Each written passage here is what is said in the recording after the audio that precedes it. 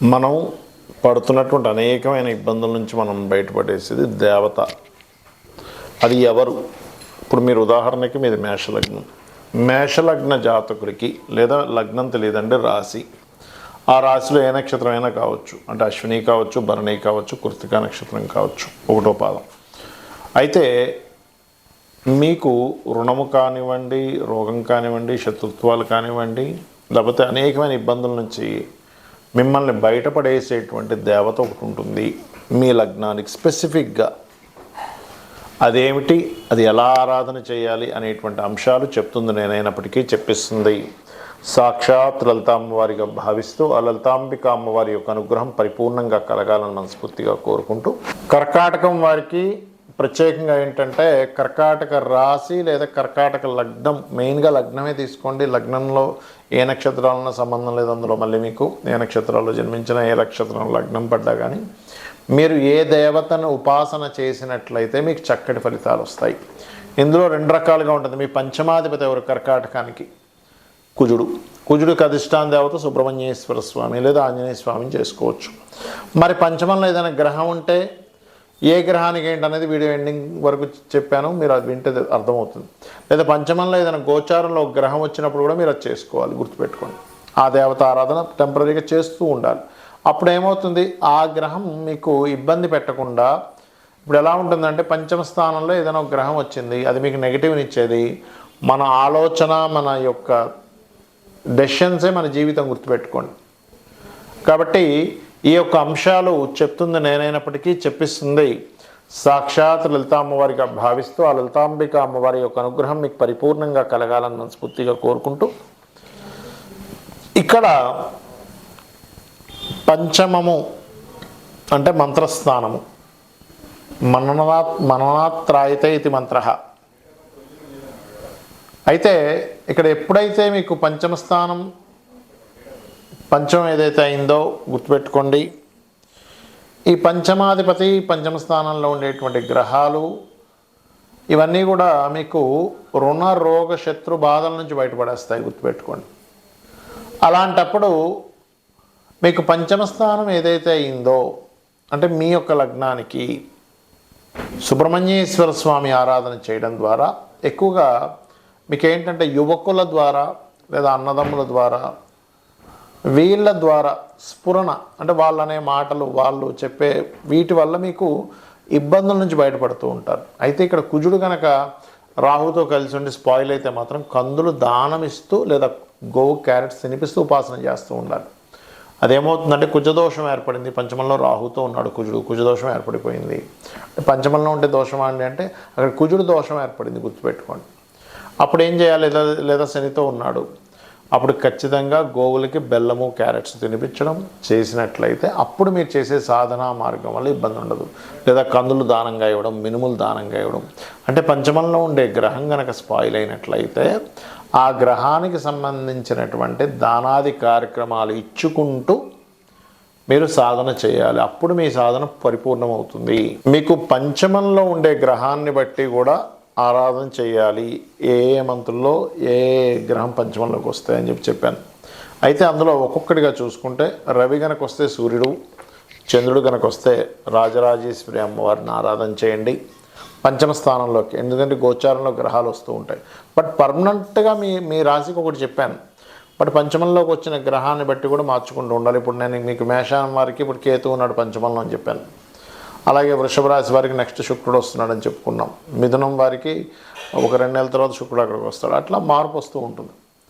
అలా ఆ రకంగా కుజుడు వచ్చాడు ఉదాహరణకు పంచమంలోకి, సుబ్రహ్మణ్యేశ్వర స్వామి ఆరాధన ఖచ్చితంగా చేయండి. అది కూడా మీకు ప్రభావితం చేస్తూ ఉంటుంది. అదేవిధంగా గురువు అయితే దక్షిణామూర్తిని లేదా దత్తాత్రేయుడి యొక్క ఆరాధన చేయొచ్చు. బుధగ్రహం అయితే విష్ణుగ్రహాన్ని అంటే విష్ణుమూర్తిని బుధగ్రహం దగ్గర కూడా దీపారాధన చేయొచ్చు. అదేవిధంగా శుక్రుడైతే అమ్మవారు, లలిత అమ్మవారు అనుకోండి, లక్ష్మీదేవి అనుకోండి చేయవచ్చు. శని అయితే కనుక వెంకటేశ్వర స్వామిని లేదా శివ ఆరాధన కూడా చేయవచ్చు. రాహు, దుర్గా, కేతు, గణపతి ఇవి ప్రధానంగా చేయండి. అలాగే మరొక విషయం ఏంటంటే ఇక్కడ గమనించినట్లయితే ఈ యొక్క పంచమ స్థానంలో ఉండే గ్రహాల గురించి మనం చెప్పుకున్నాం. అయితే ఇది ఆరాధన క్రమం అనేటువంటిది ఎలా ఉండాలి? మీరు ఏదైనా ఒక మంత్రం తీసుకున్నారు, ఆ దేవత సంబంధించిన మూల మంత్రాన్ని మీ గురువుల దగ్గర ఎవరి దగ్గరైనా తీసుకున్నారు, ఖచ్చితంగా 48 నిమిషాల పాటు ఆ జపం చేయాలి, గుర్తుపెట్టుకోండి. అది కూడా నిత్యము చేయాలి. ఒకరోజు చేసాం, వారం రోజులు మానేసాం, మళ్ళీ ఎప్పుడో గుర్తొచ్చింది చేసాం, అది మీకు కనెక్ట్ అవ్వదు ఎట్టి పరిస్థితుల్లో. ఆ దేవత మీకు ఒక్కసారి దేవత కనుక కనెక్ట్ అయితే ఎలా ఉంటుందంటే, తను మీకు చెవులో ప్రతిదీ చెబుతూ ఉంటుంది. మీకు ఆపద వచ్చే ముందే మీకు ఒక సిమ్టమ్ రూపంలో చెప్తూ ఉంటుంది, గుర్తుపెట్టుకోండి.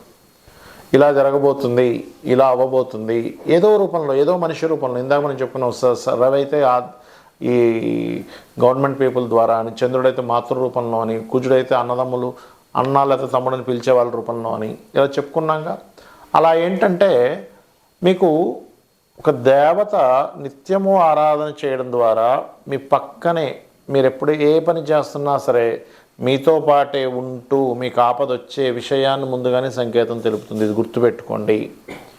ఇది సత్యం, 100% సత్యం. కాబట్టి మీరేం చేయాలి? ఒక దేవతని కంటిన్యూస్గా ఒక ఆరాధనా భావంతో, నిష్కల్మషంగా, ఫలాపేక్ష రహితంగా అని చెప్పి భగవద్గీతలో చెప్తూ ఉంటాడు. మీరు పత్రమైనను, పుష్పమైనను, ఫలమైనను, ఉదకమైనను ఫలాపేక్ష రహితంగా ఎవరైతే నాకు సమర్పిస్తారో భక్తితో, వాటిని నేను ప్రీతిగా స్వీకరిస్తున్నాను అంటాడు. ఇక్కడ చాలామంది ఏంటంటే ఏమండి, కోరిక లేకుండా ఎలాగా మనం పలానా తప్పు లేదు, కోరుకోవచ్చు.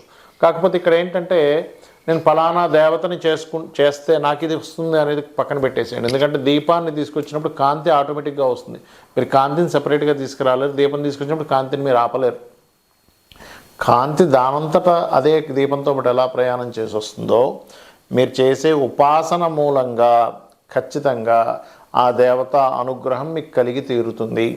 కాకపోతే ఇక్కడ మీరు అర్థం చేసుకోవాల్సింది ఏంటంటే, మీ లగ్నం నుంచి పంచమాధిపతి ఎవరు, ఆ పంచమాధిపతికి అధిష్టాన దేవత ఎవరు, ఆ దేవత సంబంధించి నేను నిత్యం చేసుకోవాలి అంతే. ఇంకా ఒకవేళ ఆ పంచమ స్థానం పాడైనప్పుడు ఏం చేయాలి? అది సర్పదోషం ఏర్పడిందా, లేకపోతే ఉదాహరణకి సర్పదోషం ఏర్పడింది, సర్పప్రతిష్ఠ, రావి చెట్టు చుట్టూ ప్రదక్షిణాలు చేయండి. లేదా పితృదోషం ఏర్పడింది, పితృదేవత ఆరాధన కూడా చేయండి.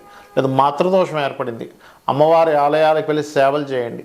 లేదా కుజదోషం ఏర్పడింది పంచమంలో, అప్పుడు సుబ్రహ్మణ్య స్వామి ఆరాధన కూడా తీవ్రంగా చేయండి. లేదా ఆంజనేయ స్వామి ఆలయాలకి, సుబ్రహ్మణ్య స్వామి ఆలయాలకు వెళ్తూ ఉండండి. అప్పుడు ఏమవుతుందంటే, మీ యొక్క ఉపాసన, చాలామంది అంటుంటారు ఏమంటే నేను ఫలానా ఉపాసన చేస్తున్నాను కానీ నాకు ఫలితాలు రావట్లేదు అంటూ ఉంటారు. అలా ఫలితాలు ఎందుకు రావట్లేదంటే అక్కడ ఒక దోషం కూడా ఏర్పడింది. ఆ దోషాన్ని క్లియర్ చేసుకొని మీరు ఉపాసన చేయండి. ఖచ్చితంగా అమ్మవారి అనుగ్రహం, మీరు పూజించేటువంటి దేవతా అనుగ్రహం 100% జరుగుతుంది. మీరు లైఫ్లో ఎదగడం జరుగుతుంది. శ్రీమాత్రే నమః. ఇక్కడ మరొక్క విషయం ఏంటంటే, కేవలం దేవతా అనుగ్రహంతోనే మీరు ముందుకు వెళ్ళలేరు, గుర్తుపెట్టుకోండి. పితృదేవతల యొక్క అనుగ్రహం కూడా కావాలి. మనం చూస్తూ ఉంటాం ఏమంటే, ఏదో గాలి సోకింది, లేకపోతే ఏదో ఒక నెగటివ్ ఎనర్జీ పట్టుకుంది, లేకపోతే ఒక పిశాచ యోగం కనెక్ట్ అయింది అంటూ ఉంటాం. ఆ యొక్క డైమెన్షన్స్లో మీ పితృదేవతలు ఉంటారు, గుర్తుపెట్టుకోండి. అంటే సేమ్ డైమెన్షన్స్లో కొన్ని ఎనర్జీస్ ఉంటాయి. మనకి చూడండి, మనం వింటూ ఉంటాం అతల సుతల వితల పాతాల తలాతల అనేటువంటి ఒక మాట వింటూ ఉంటాం. అంటే 7 లోకాలు, కింద 7 లోకాలు, మొత్తం 14 లోకాలని. అదేదో లోకాలు అనగానే మన భూమి నుంచి పైన ఉండడం, కింద ఉండడం కాదు. ఒకే దగ్గర డిఫరెంట్ డైమెన్షన్స్లో ఉన్నాయని అర్థం. ఆ డిఫరెంట్ డైమెన్షన్స్లో ఉండేటువంటిది ఒకదానికి ఒకటి కనెక్టివిటీ అసలు మనం ఉందని కూడా మనకు అర్థం కాదు. ఆ రకంగా మీరు కేవలం దేవతారాధన చేస్తున్నాను, నాకు మంచి కలగాలంటే అది పూర్తి స్థాయిలో మీకు పూర్తి అవ్వదు. మీ యొక్క సాధన కానివ్వండి, లేదా మీ జీవితం కానివ్వండి. ఖచ్చితంగా పితృదేవత ఆరాధన ఉంటేనే, చేస్తేనే దేవతలు కూడా మనల్ని అనుగ్రహిస్తారట. ఎందుకు? మన యాన్సిస్టర్స్. మనం చూడండి, మనకు ఒక ఫ్రెండ్ ఎవరైనా ఉన్నారు, వాళ్ళ ఇంటికి వెళ్ళాం, ఆ అబ్బాయి కావచ్చు, అమ్మాయి కావచ్చు, తల్లిదండ్రులను సరిగ్గా చూసుకోవట్లేదు, తల్లిదండ్రులని ధిక్కరిస్తున్నాడు, తల్లిదండ్రులకి చేయవలసిన సేవలు ఏమి చేయట్లేదు, వాళ్ళని చాలా కేర్గా చూసుకోవాల్సిన తల్లిదండ్రులను కానీ పిల్లల్ని కానీ సరిగ్గా చూసుకోవట్లేదు. మనం ఏం చేస్తాం? ఆ అబ్బాయిని చూడంగానే, అమ్మాయి కావచ్చు, అబ్బాయి కావచ్చు, చిచ్చి వీడితో మనకు స్నేహం అవసరమా అని చెప్పి మనం సందేహపడతాం. ఎందుకు? వీడికి సొంత వాళ్ళ మీదే లేదు, ఇంక వీడితో నాకు స్నేహం ఏంటి అనిపిస్తుంది. అలాగే దేవత కూడా అదే విధంగా ఆలోచిస్తుంది, గుర్తుపెట్టుకోండి. వీడికి కనీసం వీళ్ళ పితృదేవత అంటే వీళ్ళ పూర్వీకుల మీద, తండ్రి మీద, తాత మీద వాళ్ళకి శ్రాద్ధం పెట్టాలనో, లేకపోతే పిండ ప్రదానాలు చేయాలనో, పితృదేవత సంబంధించిన తర్పణాలు వదలాలను లేదు, వీడికి నేను అనుగ్రహించేది ఏమిటని దేవత అనుకుంటుంది, గుర్తుపెట్టుకోండి.